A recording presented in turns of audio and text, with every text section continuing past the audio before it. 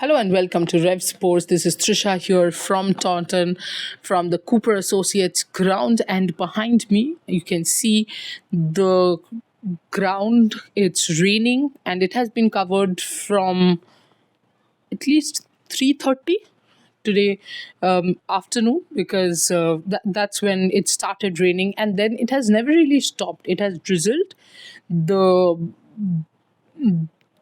speed or has been less, but it has not really stopped raining. That's why England practiced indoors. India had started their practice, but they had to shift it indoors.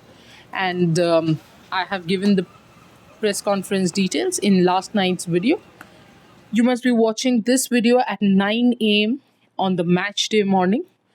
But don't go by this weather because this is match day -1. I'm in England, so I'm behind you. So this is match day -1. I will come up with weather update again later on in the afternoon on the match day, right? But let's talk a little about India's combination because, as Jemmy said, there are a few more matches. As all of us know, there are precisely 3 more matches that India can use, and India can check their batting and bowling, do the experimentations. I think one worry that India does have is Richa Ghosh's form. But also, at times, I feel she's sent way too late. Like, send her in the 14th or 15th over so that at least Richa can give herself maybe 2, 3, or 4 balls to understand the speed of the wicket, to understand how the wicket is reacting, whether it's sticky or not. And that will help because someone like Richa can always recover those balls played, those dot balls played for even, she can recover it in the end. She'll hit 2 sixes and it'll just be fine. But if you do not give her enough time in the middle, the problem is coming in the last 5 overs and trying to hit every ball out of the ground. When the tracks are a little slowish, it's becoming a problem. She's holding out. But also interesting to see in today's game whether Yastika continues, gets another game or not. Honestly, if you ask me, I feel it's time to give Radha Yadav a game as well. You have to try every option. So if you look at the permutation and combination, if Yastika is having a pattern, that after the power play she's slowing down and Bharti is not consistent enough with the hitting part.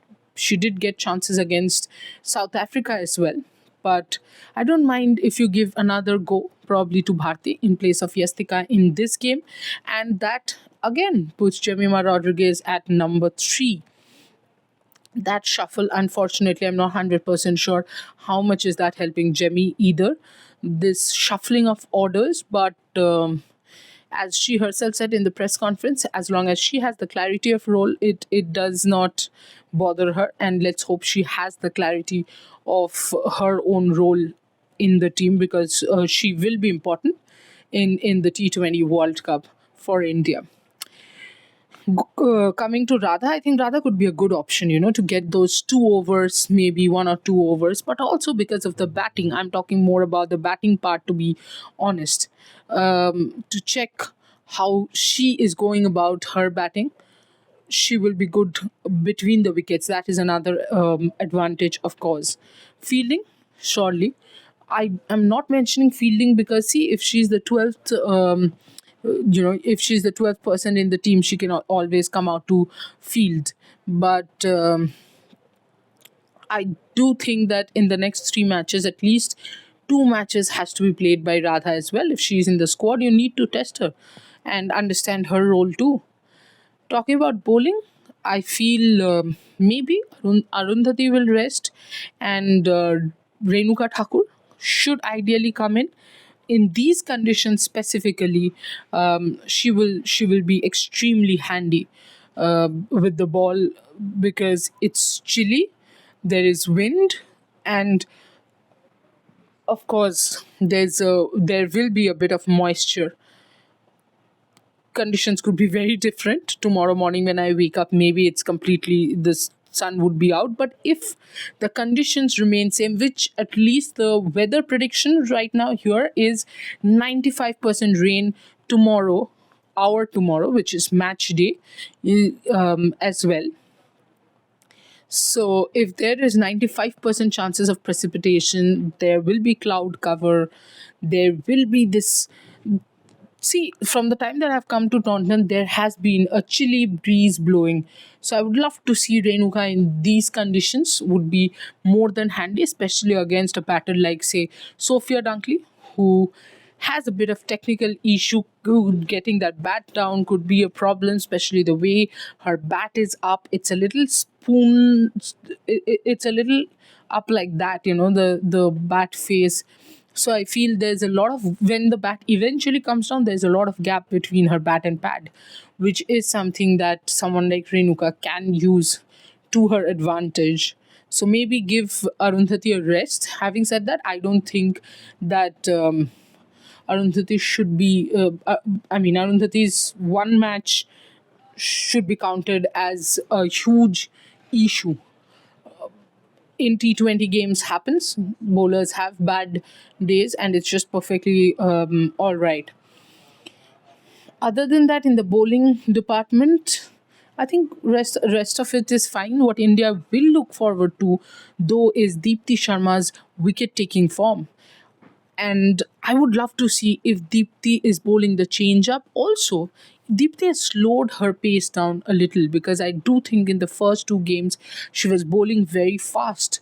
But yeah, expecting Deepti to do well in the decider.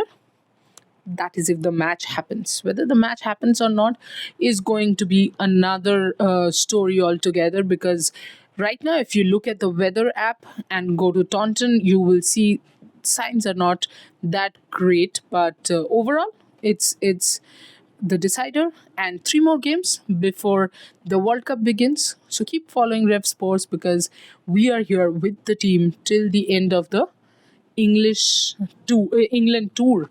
Forget about World Cup as well. We are there for the test match. Soon, Snehashish will also join me, and together we will be coming up with the analysis updates. But as of now, off to the decider, and after the decider, there will be two warm-up matches in Cardiff. So all the action will shift to Cardiff after Taunton. Do keep watching RevSportz, and do like, share, and subscribe for all updates. Thank you so much.